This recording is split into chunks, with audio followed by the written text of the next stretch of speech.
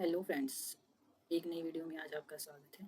तो आज हम करेंगे प्रपोर्शन के बारे में, हम थोड़ा सा पढ़ेंगे। ठीक है कि प्रपोर्शन क्या होता है। ठीक है, रेशो के बारे में भी पढ़ेंगे। पहले हम प्रपोर्शन के बारे में थोड़ा सा ब्रीफ डिस्कशन कर लेते हैं। तो प्रपोर्शन क्या होता है कि जब हमारे पास कोई भी मटेरियल है वो हमारे पास प्रोपोर्शनलिटी में बोलते हैं। प्रोपोर्शनलिटी का मतलब 1/2, और जो दूसरा रेशो है वो भी कैसा हो, 1/2 सेम सेम रेशो में हो।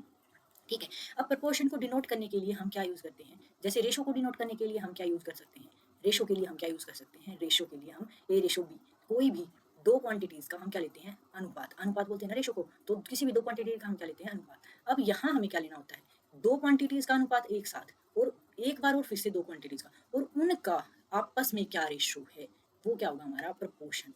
ठीक है, जैसे फिर इसको कैसे लिखते हैं, ए रेशो को कैसे लिख सकते हैं हम, ए बाई बी। उसी टाइप से इसको कैसे लिखेंगे, ए बाई बी, और इसका मतलब क्या होता है, is equal to C by D. अब जैसे हम ए बाई बी लिखा और क्या लिखा, सी बाई डी लिखा, तो अब इन दोनों की अगर मैं क्रॉस मल्टीप्लाई कर दूं तो क्या आ जाएगा, A into D is equal to B into C. ये हमारा क्या आ गया, प्रोपोर्शन आ गया। इस टाइप से क्या होगा, ये एक दूसरे के प्रोपोर्शन में है। अगर हम फर्स्ट वाले के फर्स्ट की और सेकंड वाले के सेकंड डिजिट की मल्टीप्लाई कर दें और बीच बीच वालों की आपस में मल्टीप्लाई कर दें, तो वो दोनों क्या होंगे, आपस में इक्वल होंगे। ठीक है, ये प्रॉपर्टी बहुत जगह यूज होगी, ध्यान रखना है। अब हम पढ़ेंगे मीन प्रोपोर्शन क्या होता है। मीन मतलब क्या होता है, माध्य। माध्य या मतलब बीच वाला प्रोपोर्शन, या जिसको हम बोलते हैं सेकंड प्रोपोर्शन। ये बी है, दोनों के बीच में क्या आ रहा है हमारा, बी और सी है दोनों के बीच में। जैसे ए रेशो बी और रेशो सी रेशो डी लिखा है। ठीक है, तो उसको हम क्या बोलेंगे, क्या हो गया वो, हमारे पास सेकंड प्रोपोर्शन बी और सी। ठीक है, तो बी और सी के जगह क्या आ जाएगा, मीन प्रोपोर्शन निकालने की जगह, तो ए रेशो बी, और क्या है, ये प्रोपोर्शन का साइन है, और एक्स रेशो बी। तो अगर हमें सेकंड प्रोपोर्शन निकालना है तो हमें ये दोनों लेने होंगे, सेकंड प्रोपोर्शन या फिर मीन प्रोपोर्शन। मीन का मतलब क्या है, ये दोनों है बीच में, तो हमें क्या करना है, इन दोनों की मल्टीप्लाई करनी है। इन दोनों की बाहर बाहर वालों की मल्टीप्लाई थी और अंदर अंदर वालों की मल्टीप्लाई थी, ऐसा था। तो ये क्या आ गया, एक्स और एक्स आ गया, और ये क्या आ गया, ए इंटू बी आ गया, और ये क्या हो गया, एक्स का क्या हो गया, स्क्वेयर, और ये क्या हो गया, ए बी। ये जो एक्स का स्क्वेयर है, अब स्क्वेयर से क्या करेंगे, हम हटा देंगे, और इधर आके क्या हो जाएगा, ये स्क्वायर रूट हो जाएगा। तो अगर हमें मीन प्रोपोर्शन निकालना है तो हमें, या सेकंड प्रोपोर्शन बोले या मीन प्रोपोर्शन बोले, तो हमें क्या करना है, जो भी हमें दो वैल्यू दी हुई होंगी जिनका मीन प्रोपोर्शन निकालना है, उनका क्या कर देंगे, हम रूट निकाल देंगे। ठीक है, जैसे हम एक एग्जांपल से बताती हूँ। मान लो आपको दिया है 4 और 16 का, ये बोल दे मीन प्रोपोर्शन निकालो।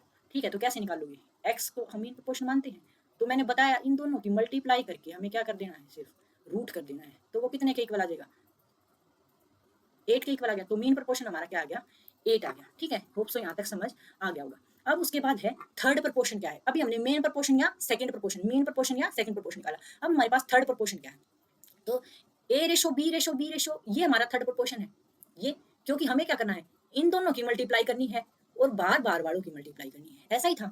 तो अब हमें इसमें क्या करना है, जैसे ए है और एक्स है, और यहाँ क्या करनी है, बीच बीच वालों की हमें क्या करनी है, मल्टीप्लाई करनी है। अब हमें निकालना क्या है, ये एक्स थर्ड प्रोपोर्शन, तो एक्स की वैल्यू क्या आ जाएगी, बी स्क्वेयर बाई ए आ जाएगी। ठीक है, मान लो इसका एक एग्जांपल लेती हूँ। हमें निकालना है 5 और 9 का, क्या निकालना है हमें, थर्ड प्रोपोर्शन निकालना है। 5 और 9 का हमें क्या निकालना है, थर्ड प्रोपोर्शन निकालना है। तो जो हमारी एक्स की वैल्यू है वो क्या आ जाएगी, जो फर्स्ट नंबर पे है वो हमारा क्या है, ए है, और जो सेकंड नंबर पे है वो हमारा क्या है, बी। तो अभी मैंने बताया थर्ड प्रोपोर्शन निकालने के लिए क्या करना है, जो सेकंड नंबर पे दिया हुआ है उसको तो क्या करेंगे, स्क्वेयर, और जो अलग से दिया उसको क्या लिखेंगे, नीचे। तो कितना आ जाएगा हमारा, 81/5 थर्ड प्रोपोर्शन। एक और एग्जाम्पल ले लो। मान लो 4 और 16 दिए हैं। ठीक है, सेकंड एग्जांपल 4 और 16 दिए हैं, इसका निकालना है थर्ड प्रोपोर्शन।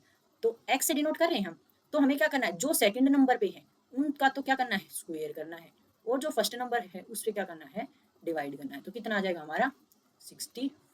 होप सो यहाँ क्लियर हो गया होगा। उसके बाद हमें निकालना है फर्स्ट प्रोपोर्शन। जैसे सेकंड नंबर पे आ रहा था वो वहां पे, यहाँ पे कौन सा है, यहाँ पे फर्स्ट नंबर पे आ रहा है, फर्स्ट पे ये है, सेकंड पे ये है, इसका फर्स्ट ये है, इसका सेकंड ये है। इसी टाइप से तो था ना, फर्स्ट सेकंड फर्स्ट सेकंड। ठीक है, अब यहाँ वाला हमें ये एक्स निकालना है। तो ये एक्स निकालने के लिए हमें क्या करना था, इन बाहर बाहर वालों की आपस में मल्टीप्लाई और अंदर अंदर वालों की मल्टीप्लाई करनी थी। तो ये क्या आ गया, X C is equal to B square.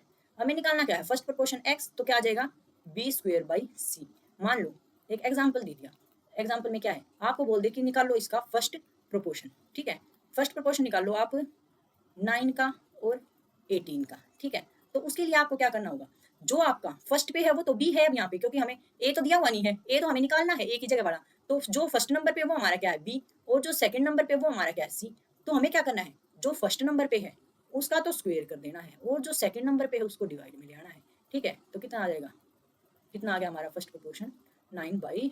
2। और इसको सिंपलेस्ट फॉर्म में करने के लिए अभी नहीं बोल रही हूँ मैं, अभी बस आपको जस्ट एग्जांपल देके बता रही हूँ कि किस टाइप से आप फर्स्ट प्रोपोर्शन और सेकंड प्रोपोर्शन और थर्ड प्रोपोर्शन निकाल सकते हो। अब एक और चीज, अब इसमें एक चीज और है, फोर्थ प्रोपोर्शन। अब हमने फर्स्ट प्रोपोर्शन निकाल लिया, मेन प्रोपोर्शन या सेकंड प्रोपोर्शन निकाल लिया, थर्ड प्रोपोर्शन निकाल लिया। अब हमारे पास क्या है, फोर्थ प्रोपोर्शन। तो फोर्थ प्रोपोर्शन में क्या था, जैसे A:B और फिर प्रोपोर्शनलिटी का साइन था और फिर C:D था, ठीक है। तो अब इसको हम C:D था तो D हमारा फोर्थ प्रोपोर्शन है यहाँ पे, और उसको हमने क्या S से डिनोट कर दिया। अब हमें मेनली प्रोपोर्शन में करना क्या होता है कि बाहर बाहर वालों की मल्टीप्लाई और अंदर अंदर वालों की मल्टीप्लाई क्या आनी चाहिए, इक्वल आनी चाहिए। तो A की X से मल्टीप्लाई और B की C से मल्टीप्लाई इक्वल आनी चाहिए। तो X की वैल्यू क्या आनी चाहिए, BC/A, ठीक है। अब इसी का एक एग्जांपल देखती हूँ। जैसे हमें दिया है 1 2 3 का फोर्थ प्रोपोर्शन निकालो, 1 2 3 का क्या निकालो आप, फोर्थ प्रोपोर्शन बोल दिया इन्होंने, ठीक है। तो वो आप कैसे निकाल सकते हो, जैसे यहाँ A है, ये क्या है, B है, और ये क्या है, C है। हमें निकालना क्या है, D निकालना है। तो अंदर अंदर वालों की मल्टीप्लाई थी, तो 2 और 3 की आपस में मल्टीप्लाई थी, और A की मल्टीप्लाई किसके साथ थी, D के साथ थी। तो D के साथ वाला उधर जाके क्या हो जाएगा, डिवाइड में हो जाएगा ना। तो कितना आ जाएगा हमारा C, फोर्थ प्रोपोर्शन हमारा कितना आ जाएगा, 6 आ जाएगा, ठीक है। होप सो यहाँ तक आप सबको क्लियर हो गया होगा, ठीक है। तो मिलते हैं अपनी नेक्स्ट वीडियो में, ठीक है फ्रेंड्स, बाय बाय।